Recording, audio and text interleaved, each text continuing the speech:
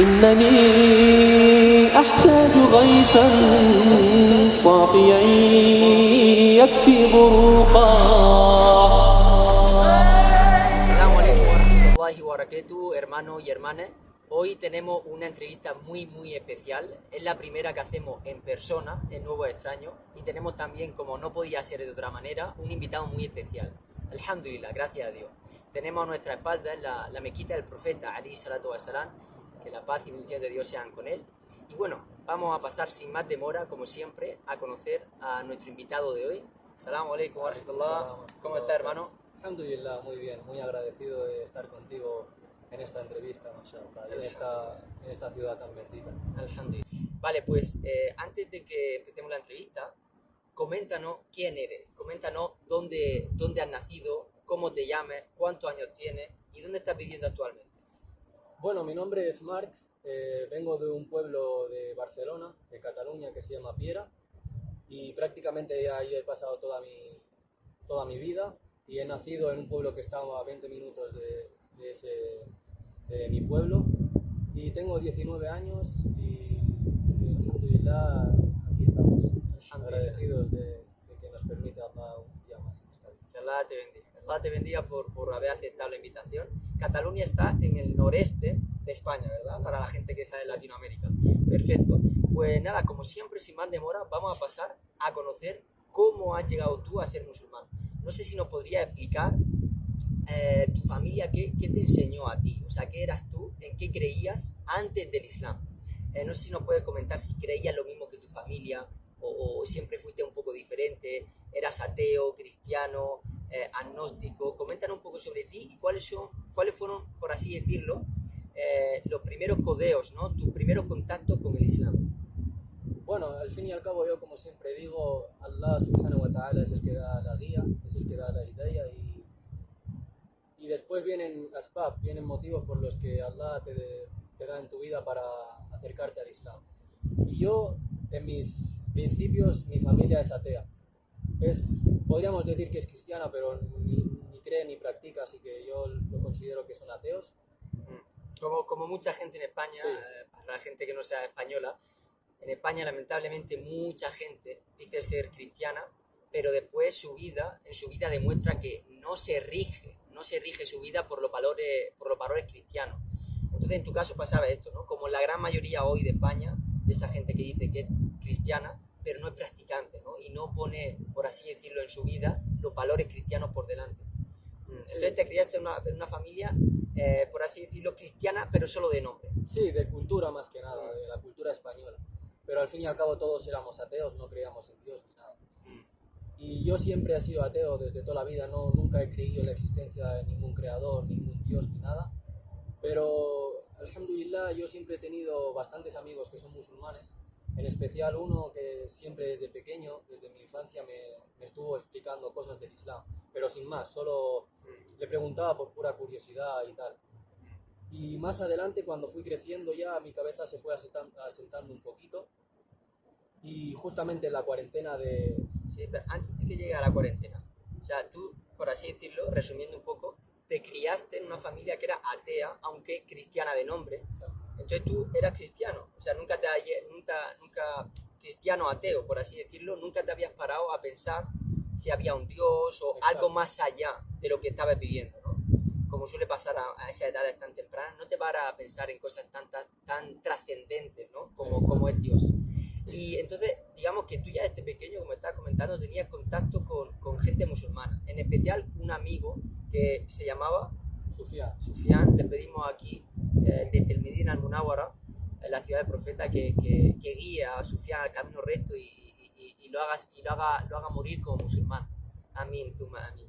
Y entonces empezaste a codear con varios amigos, entre ellos Sufian, y empezaron a hablarte del Islam casi sin querer, por así decirlo, ¿no?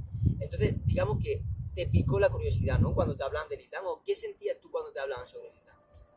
Yo lo veía, le preguntaba cosas por curiosidad, me gustaba la forma en que vivían y tal, pero no iba a más, no iba a posiblemente creer en eso o tal. Pero luego con el tiempo ya le fui cogiendo más gusto y preguntando más a fondo, y ya me fui informando yo por mi cuenta. ya no, ya ni no hablaba con mi amigo sobre estos temas tanto, y fui investigando y estudiando por mi cuenta lo que es el Islam. Y ese inicio de la investigación comenzó en la cuarentena, por así decirlo, Sí. o antes también había empezado. Por así decirlo, empezó ya de una forma más seria en la cuarentena. Exactamente. En la cuarentena que empezó, si no me equivoco, en el 2019, por Sí. ahí, ¿verdad? O sea, hace tan solo 3 años. Sí, casi 3 años. En la cuarentena es donde ya más estudié a fondo y me investigué bien y tal. Claro, supongo, y perdóname que te interrumpa, supongo que aprovechaste la cuarentena, ese tiempo que teníamos libre, porque todos nosotros, por ejemplo, en España tuvimos unos meses de cuarentena, no podíamos salir prácticamente a hacer nada, entonces tuvimos mucho tiempo libre. Supongo que tú ese tiempo libre lo aprovechaste para profundizar en el Islam. Sí, alhamdulillah, alhamdulillah. Mucha gente vio la cuarentena como algo negativo en la vida, pero siempre Allah subhanahu wa ta'ala pone el khair oculto que a lo mejor tú no lo ves, pero Exactamente. Sí, sí, está claro. Dios nos enseña en el Corán que hay en ocasiones en nuestra vida que nosotros, por así decirlo, odiamos o no nos gusta algo en lo cual hay un bien. Entonces, Dios es muy claro en esto. Nos comenta en el Corán, en varios versículos, que a veces nosotros podemos querer algo que no es bueno para nosotros y viceversa. Hay momentos en los que a lo mejor no nos gusta algo que sí es bueno para nosotros. Entonces, claro, obviamente la cuarentena no ha sido buena en el sentido de que se han perdido muchas vidas. Le pedimos a Dios que tenga misericordia de todos los hermanos musulmanes que han muerto durante estos meses por culpa del COVID-19, pero está claro que Dios es capaz de una situación, por así decirlo, entre comillas, desagradable, sacar mucho bien.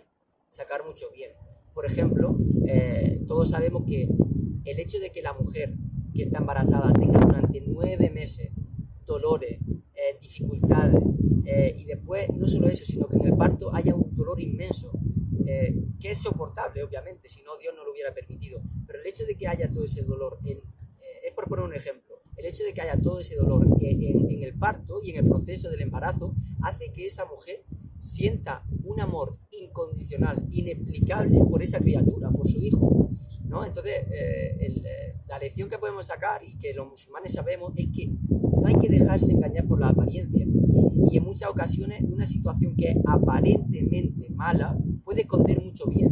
Es por eso que nosotros le pedimos a Dios siempre que nos dé el bien de cada situación. En este caso, fijaros cómo la cuarentena obviamente tuvo su parte desagradable, por así decirlo, pero tuvo su parte positiva, y es el hecho de que personas como Mark, y estoy seguro de que él no fue el único, y me cabe constancia de que no fue el único, hubo mucha gente que aprovechó ese tiempo libre, ese tiempo de estar consigo mismo para investigar sobre la verdad. Y subhanallah, nosotros vivimos en un tiempo en el que se nos tiene entretenido por diestro y siniestro. Es decir, si estamos en el instituto o en la universidad, después salimos y estamos 2 horas en Instagram, después salimos del Instagram y vamos al gimnasio, después volvemos a casa y hacemos los deberes que tenemos que entregar en la universidad al día siguiente, y después cenamos y nos acostamos. Y vivimos en una vida, muchos de nosotros, estresante, en una vida en la que no le dedicamos ningún tipo de tiempo a la meditación, a salir a dar un paseo, a salir a la playa, a ver cómo se esconde el sol, a meditar en la grandeza de este mundo, a meditar el por qué nosotros estamos aquí, cuando nosotros muramos, hacia dónde vamos a ir. Hay mucha gente que vive 60 años, 70 años, 80 años y no se para a pensar todo este tipo de cosas. Entonces, alhamdulillah, mucha gente, gracias a Dios, en esta cuarentena dejó esa vida estresante que mucha gente de arriba, del gobierno, quiere que tengamos. ¿Para qué? Para que no pensamos en estas cosas. Entonces mucha gente, alhamdulillah, y tú fuiste una de ellas, aprovechó la cuarentena para acercarse a Dios, para meditar en esas cosas. ¿De dónde vengo? ¿Cuál es mi objetivo en esta vida? ¿A dónde voy? ¿Acaso hay un camino que conduzca a la verdad, a la felicidad en esta vida y en la otra? Alhamdulillah que tú lo encontraste en el Islam. ¿Y cómo fue cuando tú empezaste a investigar? No sé si hubo a lo mejor algo en especial que te hizo ver que el Islam era la verdad, o fue simplemente un cúmulo de cosas. ¿Qué fue? bueno, en general fue un cúmulo de cosas, alhamdulillah. Primero fui investigando y me centré en la existencia del creador, de Dios, y ya cuando investigando e informándome llegué a la conclusión de que era imposible esta perfección, el mundo tan bien creado y tan bien diseñado, era imposible sin la existencia de Dios. Ahí ya me di cuenta de que Dios existe y entonces ya profundicé más en el Islam. Y cuando profundicé en el Islam y estudié el Islam, me di cuenta de que habían pruebas infinitas que demostraban que el Corán y la Sunna, el Islam era la perfección y era la religión correcta. Exactamente. ¿Y cuál, entre esas pruebas, no sé si nos podías comentar, para que la gente también que está en la situación en la que tú estabas, interesada en el Islam, pueda terminar de dar el paso y convertirse al Islam? ¿Qué tipo de pruebas fueron las que más te llamaron la verdad? ¿Te llamaron la atención? Lo que más me llamó la atención y me dio la certeza de que el Islam es lo correcto es el Corán. Cuando yo estuve estudiando lo que es el Corán y estuve leyendo, me di cuenta que habían muchísimos descubrimientos científicos que habían descubierto los científicos actualmente en la época de ahora, que en 1440 y pico años ya estaban descubiertos. Y mucha gente decía que el profeta Sallallahu Alaihi Wasallam ha escrito el Corán, pero esa información en la mente humana de ese tiempo era imposible, era inimaginable de que podía una persona sin saber escribir ni leer pudiese saber todas estas cosas. Y esa fue una de las cosas que más me hicieron recapacitar y darme cuenta del Corán, de que el Corán es la verdad. Y viene de él, y que es Kalamullah, es la palabra de Allah. Exactamente, ¿no? Nosotros los musulmanes, si alguien nos pregunta, oye, ¿y cómo sabes tú que el Islam es la verdad? La mayor prueba, la prueba principal que el musulmán con orgullo tiene que decir, yo sé que el Islam es la verdad por el Corán, porque el Corán no hay duda alguna de que es un libro revelado por Dios. El Corán, de hecho, empieza diciendo, después de Suratul Fatiha, viene Suratul Baqara, el capítulo de la vaca, y empieza diciendo, Alif Lam Mim, Dhalika al-Kitabu la rayba fihi. Alif Lam Mim, este es el libro, aquel es el libro en el cual no hay duda, ¿vale? O sea, no hay ninguna duda en el Corán. Se sabe perfectamente de que es un libro revelado. Y entre esas cosas que nos hacen saber que es un libro revelado es la cantidad de milagros científicos que hay en el noble Corán. Datos científicos que aparecen en el Corán y que están escritos hace más de 1400 años, pero que sin embargo muchos de ellos se han descubierto gracias al avance científico de hace 100 años, 50 años. Entonces es imposible que una persona, Mohammed, que la pasa con él, supiera este tipo de información tan detallada, que se necesita una tecnología muy avanzada para saber. Es imposible que él supiera esta información hace más de 1400 años, excepto que aquel que creó la naturaleza, que es Dios, se lo revelara. Entonces concluimos que aquel que reveló el noble Corán es aquel que creó la naturaleza, Dios. Y subhanallah, hay mucho, no solo los milagros científicos es lo que demuestra que el Corán es la verdad. Por ejemplo, la preservación milagrosa del noble Corán es personalmente una de las cosas que a mí me hicieron abrazar el Islam. El hecho de saber que el Corán ha sido preservado, o sea, no se ha movido ni una letra de ese libro, ni desde la primera letra hasta la última, se ha preservado de forma milagrosa. Eso es increíble. Cuando tú te pones por así decirlo, a profundizar en este tema, te das cuenta de que es una prueba que demuestra que es un libro divino. Porque, imagínate, o sea, cuando el Islam empezó a expandirse y empezó a ganar terreno, hubiera sido muy fácil que cualquier príncipe, cualquier rey, cualquier enemigo del Islam hubiera hecho así, vale, voy a coger el Corán, pero en mi Corán va a estar lícito el vino y va a estar lícito el mantener relaciones sexuales con las mujeres sin casarte, o va a ser lícito los estupefacientes, la droga. Hubiera sido muy fácil, y en otras religiones ha pasado. Por ejemplo, vemos que en el cristianismo, en el judaísmo, hay muchas versiones de la Torá, de la Biblia. Cuando alguien hace un estudio sobre esto, se da cuenta de que estos libros, aunque en un principio fueron libros divinos, con el tiempo fueron tergiversados. En el noble Corán, al tratarse del último profeta, Mohammed, que la pasa con él, Dios ha hecho que no sufra ningún tipo de alteración durante más de 1400 años. Y como estábamos comentando, hubiera sido muy fácil que un príncipe, un rey, cualquier enemigo del Islam hubiera cogido el Corán y hubiera dicho, no, en mi pueblo sí se puede, tenemos otro Corán. Pero Dios en su sabiduría y en su grandeza está protegiendo este libro. Está protegiendo este libro y hasta el día de hoy tú vas a Estados Unidos, a Nueva York, a China, a India, África, Europa y encuentres el mismo Corán. Encuentra el mismo Corán. Eso demuestra de que hay alguien, y está claro que es Dios que está protegiendo este libro. Y bueno, antes de que se nos acabe la luz del sol y que tengamos que dejar de grabar, coméntanos, una vez que tú ya empiezas a profundizar, ¿cuál fue ya, por así decirlo, la guindilla del pastel que te hizo dar el paso y cómo reaccionó tu entorno a esa conversión del libro? La verdad que no hay, que recuerde yo, no hay nada en específico que diga que pueda decir que esto fue exacto lo que me ayudó para hacer mi conversión al Islam. Pero fue un cúmulo de cosas y ya lo tenía muy claro de que este es el haq, que es la verdad, y yo noté como que Allah me puso algo en mi corazón que noté que lo veía como la verdad. Entonces le pedí a mi amigo que me llevase a la mezquita para hacer la shahada. Ya no aguantaba más, tenía que hacer la shahada. ¿Cuántos años tenías en ese momento? Pues yo ahora tengo 19, 17 o así. 17 años, subhanallah, 17 años y abrazaste el Islam. Más o menos. Allahu Akbar, Allahu Akbar. Alhamdulillah, alladhi hadana li hada. Y fuiste a la mezquita, abrazaste el Islam, alhamdulillah, seguramente fue un día muy especial. Sí. Y después vino, por así decirlo, la prueba por la que tenemos que pasar mucha gente conversa, y también gente que no es conversa, pero que ha decidido, aunque haya nacido musulmán, ponerse a rezar, ponerse el hijab, empezar a rezarlo 5 veces al día. Digamos que una vez que tú ya empezaste a practicar, por así decirlo, y ya sabemos que no se puede ser musulmán y no practicante, eso no hace falta que lo expliquemos ahora. Cuando abrazaste el Islam, ¿cuál fue la reacción de tu familia, de tus amigos, de tu entorno? ¿Cómo lo llevaste tú mismo? Cuéntanos un poquito. Yo, alhamdulillah, empezando por mí, por la persona más cercana, lo llevé muy bien. Mi vida cambió muchísimo y después de mi conversión al Islam todo fue bendiciones. Gracias. Yo lo considero así, todo fue bendiciones y la vida me dio una vuelta de más de 360 grados. Y en cuanto a la gente externa, por ejemplo mis amigos, ya que todos mis amigos eran musulmanes, pues alhamdulillah se alegraron mucho por mí y me apoyaron muchísimo. Y incluso los que no eran musulmanes a día de hoy, que la gente me va conociendo ya como musulmán, se está alegrando, mucha gente, y me sorprende.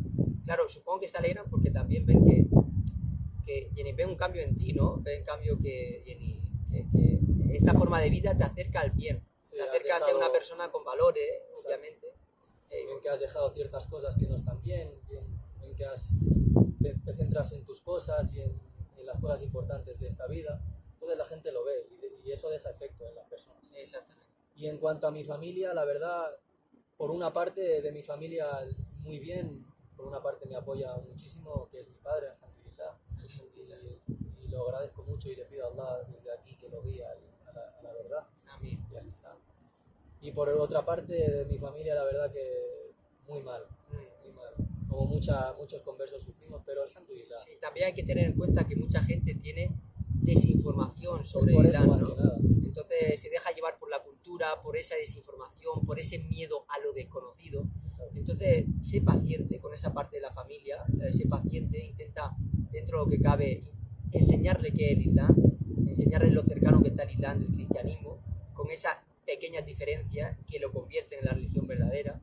Y sé paciente, hermano, porque tanto como tú, como muchos conversos, prácticamente todos, como la gente que ha nacido musulmana pero se pone a practicar, Dios nos pone a prueba para ver si nosotros somos sinceros y estamos a muerte en este camino, o si a la primera de cambio lo dejamos.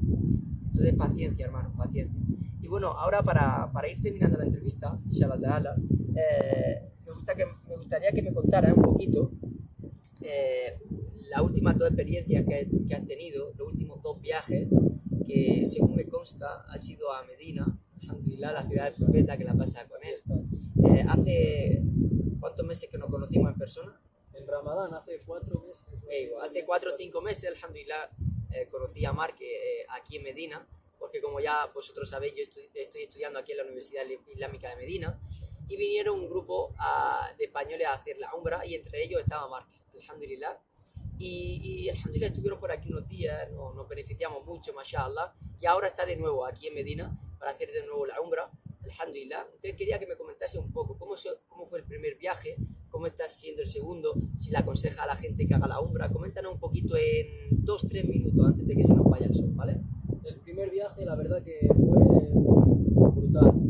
Claro, es la primera vez que vienes aquí, ves todo, otro mundo diferente, las bendiciones que hay aquí, se siente el ambiente diferente y la verdad que no tengo palabras para describir lo que sentí aquí en Meca. Y cuando me fui a España tenía unas ganas increíbles en mi corazón, sentía que tenía que volver aquí, por eso he tenido que volver, no podía aguantar más y alhamdulillah Allah me facilitó volver aquí. Alhamdulillah. Y está pasando ahora, alhamdulillah, mucho tiempo conmigo aquí en la Universidad Islámica de Medina. ¿Qué tal has encontrado el ambiente aquí de la universidad? Viendo a estudiantes de todas las partes del mundo, estudiando el Corán, estudiando Ahadith, estudiando Fiqh. ¿Cómo ves el ambiente de la universidad? Es un ambiente increíble. Se siente un ambiente tan bonito entre los estudiantes. Todo el mundo que te ve pasar te saluda con una sonrisa en la cara. La verdad que a todo el mundo que le interese venir aquí a estudiar se lo recomiendo. Se lo recomiendo porque yo estaba aquí y aún no he empezado a estudiar y ya tengo ganas de venir. Inshallah, que Allah te lo facilite, si hay un bien que Y bueno, enseguida va a sonar el adán, entonces vamos a tener que ir terminando la entrevista. Aquellas personas que estén interesadas en estudiar en la Universidad Islámica de Medina, inshallah, de aquí a una semana, si no me equivoco, dentro de un mes más o menos, se abrirán las plazas, inshallah, el periodo de inscripción. Para aquellos que estén interesados, podéis contactar conmigo en privado, en mi Instagram, inshallah, @Andrés_Cerezo. Intentaremos ayudaros para que echéis la matrícula. Y nada, Marc, ha sido un placer. Le pido a Allah que ponga baraka en lo que te queda de viaje, inshallah ta'ala, y que te dé lo mejor en esta vida y en la otra. Alhamdulillah, que ha sido la primera entrevista en persona y ojalá que no sea la última.